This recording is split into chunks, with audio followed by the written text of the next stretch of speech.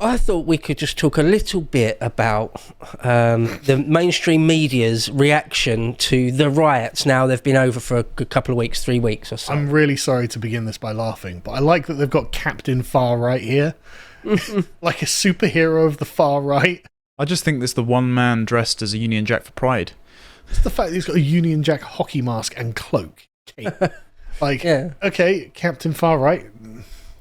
I think that mask's kind of cool. The Marvelization of the far right is in progress. Yeah, halfway between sort of Jason and... well, anyway. Captain Chaos from Cannibal Run. So, yeah, just talk about what the corporate mainstream media anyway, are sort of saying. So I've picked out this one article from the BBC, not because there's anything particularly special about it, just because I thought it was sort of fairly indicative, just a fairly good example of what they're saying. So the guy that, if you want to scroll down a bit, Daniel de Simone, I've not heard of him before, but anyway. So yeah, the take on it is to quickly mention that 3 little girls did get murdered, and then quickly move on to what really matters, which is the far right.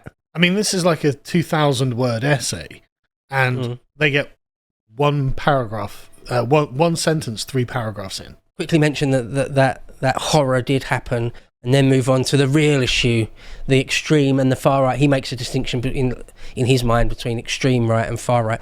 But seized upon by extremists who exploited the tragedy to promote their own hatreds. And tragedy as if it was a natural disaster. Yeah. And not something avoidable perpetrated by a second-generation migrant. It's just a landslide. Yeah, right. Just some people got hit by lightning. It was just what a tragedy. Could never foresee or do anything about. Yeah. So overall, this article, I think it's a good example because it just hits all the notes, right. All the main notes. So immigration is not mentioned once. Oh, really? Yeah, no mention of that. No mention of what is actually causing people, working class people, to be. No mention of that.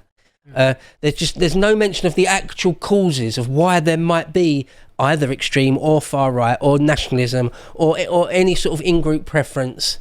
No mention of why that's a thing. None. So he said that it was a result of a series of, he calls them violent flash mobs. I've not heard that turn of phrase before. That was quite interesting to me. Violent flash mobs spanning over several days with racial and religious hatred as the central animating motive. Just on the far right side of the equation. Yep. Doesn't mention anything. Actually, there is one sentence further down that mentions violence on the other side, but one sentence out of, as you say, a whole essay. This is an in-depth thing for the BBC. It's quite a long article. Wouldn't flash mobs insinuate that these were not organised ahead of time and they were spontaneous? So how is there a sort of central far-right nexus causing them to spring up across the country if they're... This is how the far right has changed, isn't it? The far right is now the organic response of the native British people. That's one of the things this guy laments, is that in a way anyway, in the olden days, you had the National Front and the BNP or something, where they had leaders and organisations. Now it's just like a headless beast, which is much more scary, according to him. Well, it kind of is, because then it could strike at anywhere at any time, right? You can't predict it in advance. If you had, the sort of Nick Griffin types or whatever, who would go out and make a big spectacle, okay, we can use them as the scapegoat. All of the sins of the society can get put on that person's back. He can get cast out into the wilderness. No, he's just evil, and everyone knows he's the evil guy. But without those characters... What you can do, stigmatise our entire society and everyone in it. That's what they will, but exactly what they're doing. But that's not going to have the same sort of corralling effect, right? That's not going to partition off the bad people into the bad area where they never have to actually integrate and engage with anything else. This is going to make the whole thing an unstable sort of potentially explosive environment. Yeah, they created it. Yeah. Because of course we've got no Hitler figure, no Mosley figure even. The closest thing to it is Nigel or Tommy, right? And they're just not... Just to be clear, they're not right? Are they? There isn't a single politician in this entire country that encouraged that rioting. No. Every single one of them was on the other side of it. Don't go out. Tommy, Farage, like Tice, everyone. No one was like, literally everyone. Every Conservative, every Lib Dem, every Labour, every Reform MP was like, don't go out and do this. Yeah. Okay, well then, who are you gonna point the finger of blame at? Yeah, exactly. Yeah, the closest thing to any sort of populist or right-leaning leader is like Farage or Tommy, and they're both. They're all on this complete milquetoast. Yeah, and it's the right take as well. I agree. But Don't give them what they want. Yeah, no one said go out and do this. Yeah. And the ones that did are in jail at the moment. According to this shill, according to this professional hack, it was racial and religious hatred was the central animating motive from our side of it all. Mobs attacked hotels housing migrants and tried setting buildings alight, pulled people from their cars. How did they know it wasn't economic hatred? I'm paying for this bloody hotel. Lack of youth clubs for driving far-right riots. He said, but the recent disorder, it's more complex and has laid bare the anarchy of the modern right-wing extremism, as well as the extent of its reach. Yeah, it's just the working-class English that are pissed off of being displaced from their own ancestral homeland. Decades of being raped and murdered and displaced and gaslit about it. That's very interesting. It's laid bare the anarchy and the extent of the... Yeah, no, it's the entire society is becoming politicised against immigration because of what it's done to the society. It doesn't require leaders. This is an organic, natural, and that's what the BBC are admitting. Yeah, basically. But there was a quote, lack of cohesion makes the situation more unpredictable and dangerous. Yeah, I agree. I think it does. Which is also one of the main complaints we've had about mass immigration, right? A lack of cohesion has made everything about... I mean, this is why there's literally every day there's a new stabbing. Every single day. It's just somewhere out there in the wilderness where some migrant is upset about something and then stabs someone. It's like, right, okay. Could be anyone, could be for any reason. You've got no... Like, if it was all like one community... You could learn the patterns of that community. But right, okay, well, with the Muslims, like with the Batley school teacher, well, he's just going to go into hiding. We'll never show a picture of Muhammad again. At least it's predictable. We could do something about that. But why did this person from Africa murder their bloody landlord and his cat? What the hell are we supposed to do with this kind of random violence? There's no predictability about it. You can't do anything. So he's completely right. And this is, okay, now you're getting it on the other side now. So there's this idea, Dr. Parvini talks about that populism there's no such thing that... I've got him to walk that back a bit. Well, so, I mean, always, a mob doesn't just spontaneously form a cabinet and an agenda and all that, so that's fair enough. However, there is such a thing as actual grassroots spontaneous uprisings. One example, I've been re-listening to Mike Duncan's Revolutions podcast all about the French Revolution. There's one story in that where they forced the King, Louis, to leave Versailles, and he never returned. That was completely spontaneous. The wives of Paris were completely fed up with not having enough money to buy bread. Yeah. So they just completely organically, with no leadership of their own, marched down to Versailles, or like 12,000 of them or whatever, marched in, brushed the guard aside, insisted the king leave Versailles and come back to Paris where they can keep their eye on him. It's only one small element within a much bigger narrative and everything, but... The Karens of Paris. Right, yeah. I know it's only one small thing, but of course the French Revolution did have largely middle-class leaders and all that sort of thing. However, in small pockets, real populism can move things. I think the asterisk on the populist illusion is that mass disorganised crowds do not accomplish anything politically. The difference between politically and mob is the willingness to use violence, which of course we all disavow. Yeah, sure. Yes. I mean, I think they do move the needle politically, like not necessarily not in any organised way by definition, but they can move that needle. They can make the way I'm looking at it is like kind of like a series of like tumbling blocks that have fallen down a hill, right? And a riot can move one of those blocks to allow other blocks to continue to move. So things can move, but they still go in the direction in which things are heading already. For example, Keir Starmer is like, right, okay, we're just going to have crackdowns, we're going to have all of this stuff.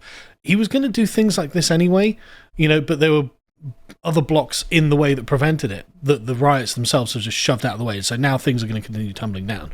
So that I think you are right. They do make things move, but they aren't policy changes to, rewrite the ship of state or anything like that. Or if you look at maybe the poll tax riots under Thatcher, didn't really have, as far as I'm aware, somebody who knows about it in detail might disagree with me, but any sort of massive organised leadership. No, I don't. But that got the Thatcher government to 180 that policy. Yeah, no, that's totally... Anyway, let's not. I don't want to dwell on that too much. Just want to say about this article, I don't want to dwell on it too long because I want to make a broader point. But it hits all the highlights. It says it mentions Tommy Robinson, quote, real name Stephen Yaxley Lennon. They love that, don't they? They love doing that. It's not a proper corporate mainstream media article unless any reference to Tommy. he mentioned that his real name is Stephen Yaxley Lennon. Why are they dead naming him? I don't know whether the difference here, I tend to use extreme right and far right for so far right, which was normally reserved for like Nazis and fascists. Well, that can't be an acceptable thing now because these people are not ideological, right? They don't have any particular leadership. None of them seem to have any ties to any actual far-right organisations. So we need a new name for those people, which is the extreme right now. So far-right is just the normal working classes who are upset with what's happening, and the extreme right are the ideological actors now. This hack's just making it up. Yeah, he's totally making Next, most normal people be extreme right, and he'll make up hyper right or something. It doesn't make any sense. Mega right. Ultra mega right, yeah. The ultra uber mega right, yeah. Okay, so of course it's just a Southport tragedy, which I do find really annoying when I say. Had to have a dig at PA, even though PA's not really involved in any of this. It's the Southport atrocity. Had to just have a little dig at PA. Of course you have. People that got arrested had attended PA events. It's just hitting all the highlights. Right. And with these people like this, I wonder whether they've got an editor that says you have to hit all up, because he has a dig at Elon as well, and Twitter towards the bottom. Yeah, the real problem. Not the murder of these little girls, but the real problem, the fact that Elon's got a free speech platform. Quickly mention the Finsbury Park van attack dude. Throw that in there, almost in the same breath as PA and Elon.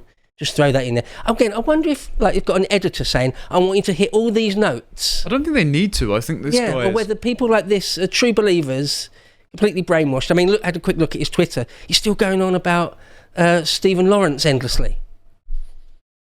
So out of his mind, completely out of his mind, ideologue. Anyway, I don't want to go on about this dude. He's a nobody.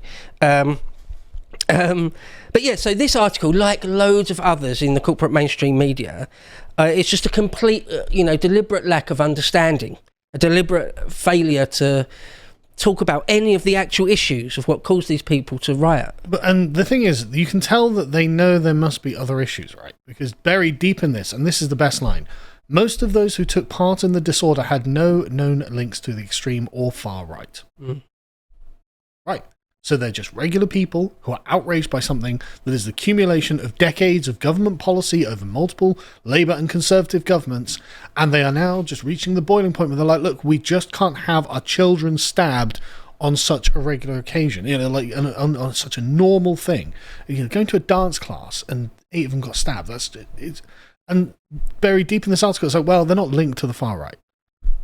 Then what is this about? Well, this is Douglas Murray's point in his recent chat to Jordan Peterson. It's that for decades, the indigenous working class of Britain has been besieged by migration they did not ask for, and any time they make their concerns expressed at the ballot box every 5 years with the Brexit referendum, it's willfully ignored by the political class. And so is it just the sole property of well-educated newspapermen with columns like Douglas Murray, who went to Oxbridge, to complain about this when the people on the ground that live with it have absolutely no recourse? Are we surprised, not that we condone it, that they turn to violence in the end? This is what's happening. It's an organic groundswell that did not need top-down direction, because these are just the white working class who refuse to have their identity liquidated by unilateral multiculturalism. And he's trying to put it back in the box of only we the educated classes can talk about this, and we can put politics back on rails again. But this admission that they've got no links to the extreme or far right is just the most precious thing from this. It's like, no, so your entire thing, the new far right, they're not far right. You're just admitting they're not far right, like the ideological right or whatever, But also, almost in the same breath, mention that Neil Basu, one of our finest police officers, ex-police officers, said that they probably is connected with terrorism. Yeah, but prove it. Yeah, great quoting Neil Basu. Yeah, brilliant. So this is a classic example of lying by omission, just by simply failing to talk about the real issue. And I mean, that's what we've played. If you could click on the link, I mean, that's the measure of the man. Sangeeta, happy to. Can I just go back, because this is exactly right. Directly after that bit, there were a range of people involved, from people in their late 60s to children, with a range of different motivations. Some were opportunistic criminals who took part in looting, stealing. Others were drunk and joined in after the chaos had started. But why did the chaos start? Yeah. Like all of this, like they've got a range of motivations. Well, would you like to detail some of those motivations? Yeah, that would be nice. That'd be real journalism, wouldn't it? Exactly. That would be a real exploration. I mean, this is like a deep dive, a BBC deep dive. So this is meant to be, intellectual, credible, useful. That we've all paid for, by the way. As deep as a teasppoon. Exactly. It's all very, very deliberate and cynical. 100%. And it's what the corporate mainstream media do. It's almost that the whole thing is a type of psyop. It's going a tiny bit far to say that, but I don't think particularly, because if you look at the mainstream media, in all sorts of ways, they toe the line of the deep state, whatever you want to call it, the intelligence services. There's so many examples of it, from wars and foreign policy. Whenever a foreign policy comes out, you'll notice that CNN or BBC, they're just completely on board nearly always with that foreign policy. Or if you look at the way they deal with the COVID response or something, there's like a line that they're all parroting. When you see Dice is very good on this. Quite often you see loads and dozens of media outlets, not only with the same line, but using the same turn of phrase, the exact same word. Like one recently was that Vance was weird. Do you remember that? Or it was the campaign, the Kamala campaign is joyful, full of joy or something. They're all saying the same word. The recent counter-protest when they ginned up all of the, hope not hate and types, and they had the same thing, Britain United, on the front of the papers. Yeah, exactly the same thing. But who are those guys? Communists and foreigners? This is the exact subject of my show later. And when Right, you're saying about foreign policy and the like, it turns out that the guy that headed up RICU, which is the public perception of terror manipulation unit within the Home Office that Theresa May started in 2011, the guy that headed that up was previously working for a large PR campaign from Baghdad on behalf of the Blair government to promote the legitimacy of the Iraq War, and Alistair Campbell's successor then became the head of that. So they're literally gaslight, and this is the same unit that ran all of the public perception around COVID. The government, the Cabinet Office spent millions on advertising in newspapers. Are they going to bite the hand that feeds them if the government's subsidising you? No. I mean, I don't think it's too far to say it is a type of psychological warfare operations, very, very deliberately. I mean, if you look at, and this is well documented, so what I'm going to say isn't conspiracy theory. If you look at Operation Mockingbird from America, from way back when, I wrote an article a while ago, back in 2023, that we still live in the shadow of Mockingbird. Now, anyone who doesn't know what Operation Mockingbird was OSS or CIA, straight from Alan Dulles, to manipulate the media. Because he worked for a law firm, but also had lots and lots of connections with publishing. And at some point he realised, well, we need to sort of standardise this. Whenever the CIA wants to put out an article, instead of just asking one of my friends to write an article and get the publisher to publish it, the editor to publish it, let's actually create things. So things like CBS. CBS is a completely intelligence services created thing. The New York Post, the Washington Post, the Newsweek, Time magazine. They're not all created by the intelligence service, but the New York Post. Time magazine. 100 years old, isn't it? Oh, okay, sorry. Yeah, well, it got what's the word? Co-opted? Co-opted, yeah. Right. Sorry. Because a lot of them, I think, are working very willingly. Okay, so CBS, for example, but like Time magazine, for an example, they got hold of the Zabruda film, right, and kept it in their safe because they were told to by the CIA. Was it NBC who crushed the Epstein expose? Okay. Was it Amy Roebuck? Was it? It'd be co-opted because NBC predates the war, but yeah, they're co-opted. Yeah. Right. Oh yeah. So like the BBC is much older than like the Five Eyes intelligence service. It's like America, Canada, Britain, Australia, and New Zealand. Their intelligence services are sort of one thing, and so their operations to manipulate the media. If you noticed how in lockstep America, Canada, Britain, and Australia were on COVID, for example, it's because they get their orders from the exact same place. So Operation Mockingbird in the 70s, There were the church hearings, and David Rockefeller had a commission to look into it. Like, wait, are the CIA manipulating all of our news media, more or less? And they found out they sort of were, at least to an extent. And they said, oh, but we'll stop doing it now. Right. So Mockingbird ended at some point in the 70s. Of course it didn't. I mean, the example I use there is, if you remember, that loads and loads of heads and ex-heads of intelligence, people like Leon Panetta, John Brennan, Mike Hayden, you know, the list of endless people saying, no, Trump is a Russian agent. Yeah. And it's just not. It went absolutely nowhere. You know, like the news is more fake than a WWE storyline. We joke about kayfabe. It's more fake. At least in WWF, WWE storylines, sometimes there's someone who's really died and someone's really crying about it. You know, like when Eddie Guerrero died. And anyway, sometimes it's quite real in wrestling. This is complete. It's complete fake. I mean, if you look at the Hunter Biden thing, the Burisma thing, the way things get memory hold. The Hunter Biden laptop, where they tried to claim it was Russian disinformation and it's just arbitrarily removed from Twitter. Yeah. Like that was an active campaign, and it was going to have been run by the services, the intelligence services under Biden to protect Biden. Well, there were was it 60 different intelligence agency members who signed a letter saying it was Russian disinformation, and all knew it had lied. Yes. Yeah, that's exactly what I opened this article with. And the way sometimes they flip something, like Biden is as sharp as a tack in private. Oh no, he's not competent enough to be president. Yeah. They think we're stupid or something. I mean, it's so obvious. Sadly, lots of people have bought it. All right, I think they're bought into the power of their own hyper-reality, as in they can, if we declare it and have everyone declare it, then it becomes true because we keep repeating it. But the point is, this lies by omission is sort of the tip of the iceberg in a way. When you look at the news, corporate news, realise that you are watching something that is essentially scripted. It is very much like a script. When you think of it like that, rather than they're bringing you just the news, just what's happening in the world. No. You're being presented with a choreographed narrative. You know, a good way to think about it is the same way that serials and sitcoms work.